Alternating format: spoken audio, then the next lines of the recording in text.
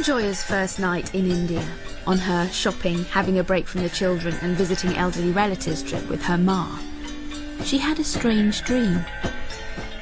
In the dream, Joya found herself sat in a dark open field in the middle of the night, under a black starless sky with a full moon shining above, watching as the goddess Kali danced before her. Kali was completely black, with fiery eyes, very red shiny lips, and a sweet face, and she smiled as she danced. It was a beautiful, sensuous Indian dance. Kali's body was young but womanly with curves, and the way she moved was slow, graceful and ghostly. A fire burned somewhere in the background and a drum beat low, keeping in time with Kali's footsteps. At first, Joya was frightened by Kali's appearance, but the goddess's smile reassured her, and she had the sense that Kali had come just to dance for her. When she woke up, Joya mused on the dream and marvelled at how vivid it was. Then she laughed at herself. Since when did I get religion? Why on earth was I dreaming about Hindu goddesses? Must be the jet lag. Over breakfast, Joya related the details of the dream to her ma. Perhaps that was a mistake. Back home, she usually told John her dreams, if she remembered them, and he would calmly explain their meaning. Oh, that's about your anxiety of Sunita starting school, or, well, that's obviously about your suppressed anger towards your old head teacher, or simply, you're so weird. After listening to her dream, Ma recounted her equally vivid Kali dream. It had been 39 years ago, when she was pregnant with Joya, in which the goddess came to see her.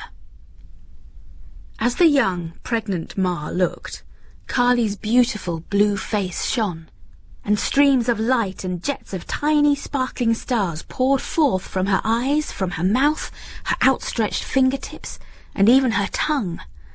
The light touched Ma's face, and then she was gone. I thought Kali was black, Joya queried. No, she was definitely blue in my dream. So, what does it mean? Joya persisted. It means, Ma said, as if Joya were an idiot, that the force of Kali is strong within you.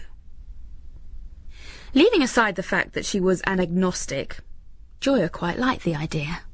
After all, Kali was a goddess, a symbol of womanly force, of death and destruction. She was supposed to be the original matriarchal goddess of the Indus Valley, going back thousands of years. And she was scary. That evening, a whole gaggle of elderly relatives had gathered at the flat where Joya and her ma were staying. Everyone asked why Joya hadn't brought her daughters or husband. She had to admit that she wanted a break from them all. This news was greeted with astonishment. A break? From being a wife and mother? She explained that she had been working far too hard and was tired. Joya didn't like to admit that she was also a little depressed, because even she couldn't put her finger on the reason why.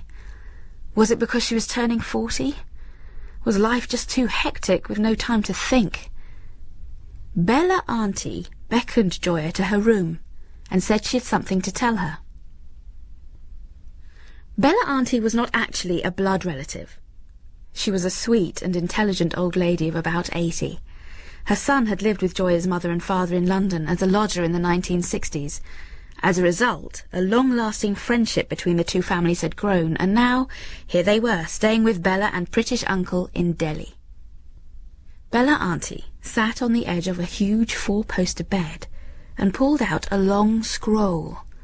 She took off her thick glasses and peered at the parchment. That was a very auspicious dream you had. She smiled at Joya. Oh, you heard about it? Joya mused that half the Indian subcontinent would know by now. It means that the goddess is trying to tell you something. Like what? Joya asked rather stupidly. And what's that scroll you're looking at? Your Kushti. Joya's astrological star chart. Ma brought it here. Bella Auntie mumbled as she peered at the symbols on the chart. "It says here, you will have 4 children. "Oh no, I'm not having any more," Joya laughed. No. But the chart includes the one you destroyed." Joya was deeply embarrassed. The old lady seemed to know all her secrets. "You were young. It wasn't the right man. You did the right thing." Bella Auntie smiled reassuringly. "Oh, you have a very good husband. He will always love you. Your health is not bad, but you have to watch your stress levels. And your children will all be successful. One of them will be an acclaimed writer." No, Joya thought. I'm the acclaimed writer. And then she stopped her thoughts guiltily. Was she begrudging her children's success? "You are a strong woman. Men are very attracted to you." Joya liked that bit. "Life is a bit of a struggle at the moment. Saturn has been an obstacle, but gradually things will ease for you. But you must go and pray at a temple to Kali." Joya didn't like to tell Bella Auntie that she didn't pray. Then Bella Auntie added firmly, as if reading her thoughts, "Ma Kali wants you to offer her your pranams." The next few days were a social whirlwind. Ma and Joya shopped like mad in the Delhi bazaars, and in the evening Joya went out with the Delhi youth, drank like a fish, and entertained everyone with her sparkling wit and her English accent. Then Ma told her they were going on a pilgrimage. "What?" Joya was shocked. "I want to get some holy Ganga water from Haridwar."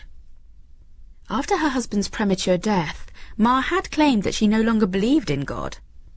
"This is different," Ma reasoned, although Joya was confused as to how it was different.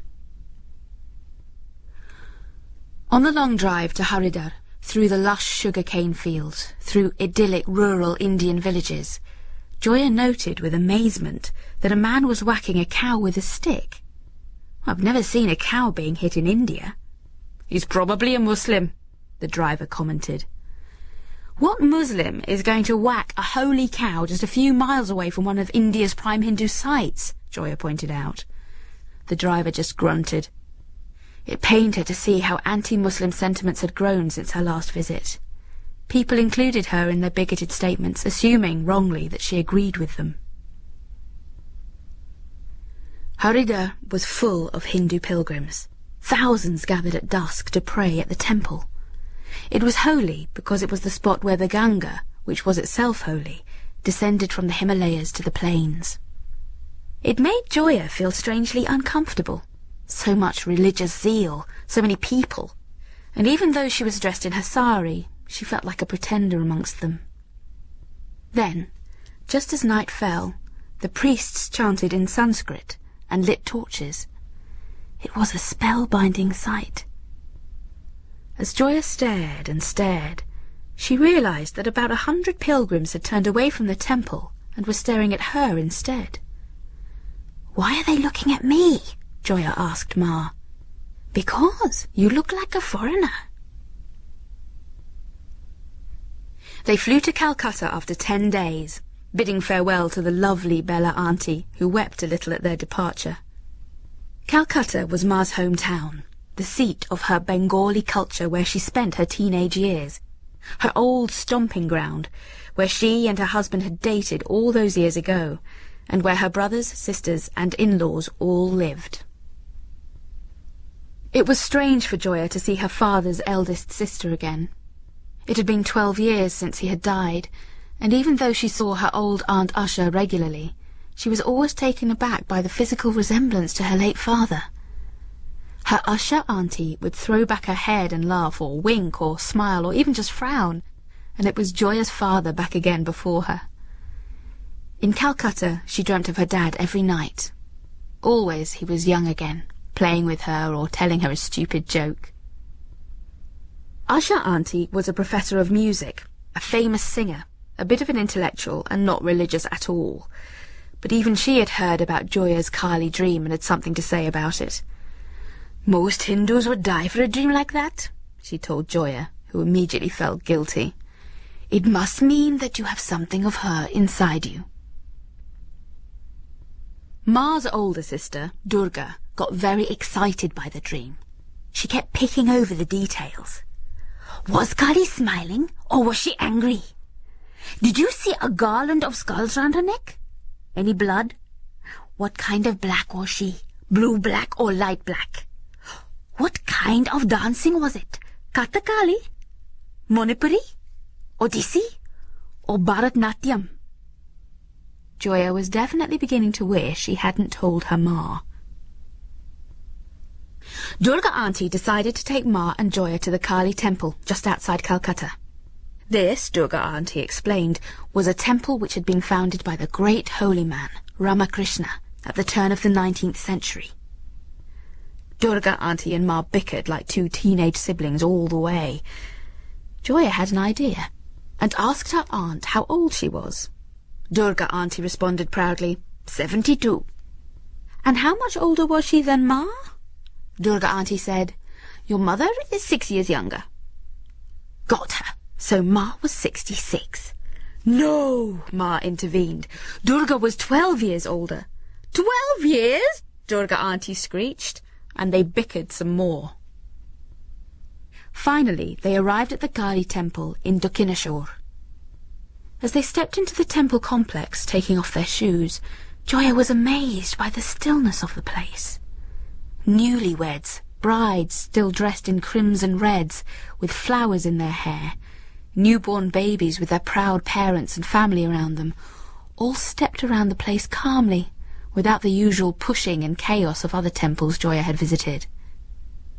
She took some burning joss sticks up to the image of Kali and stared. The image was made of clay and painted bright colours, but she seemed alive and happy. Joya stood and gazed for a while. Pilgrims walked past, prayed and moved on. Joya didn't pray, but just stood in stunned silence. The face of the statue was the exact same one she had seen in her dream. Later, outside the temple, Durga Auntie kissed Joya on the forehead. She told her how Ma and herself had lost their mother when they were both very young. They were passed around relatives, unwanted children, a burden. They grew up feeling unloved, and that feeling gnawed at them at the back of their hearts. Ma had always told her that Joya was their mother, returned to look after them, and Durga Auntie had always laughed at her. Joya's dream had somehow brought them together. Now, Durga Auntie felt something new looking at Joya. She saw an echo of the mother she had lost all those years ago. She bought Joya a small picture of the goddess Kali in the temple, and she told her to put it in her house somewhere. She added that Kali had come to tell her something, that she was Joya's protector, that the force of Kali was strong within her. It was a good dream. Whether or not Joya chose to believe in it, there was no point in fighting the inevitable. Kali had come to dance for her, and to tell her that she was her guardian angel. Back in London, Joya placed the picture up in her study. She smiled as she looked hard at the goddess. Kali reminded her of her Durga Auntie, her Bella Auntie, her Asha Auntie, her Ma, and the grandmother she never met. Yasmin Wilde was reading Kali is Dancing for Me by Tanika Gupta. The producer was Gemma Jenkins.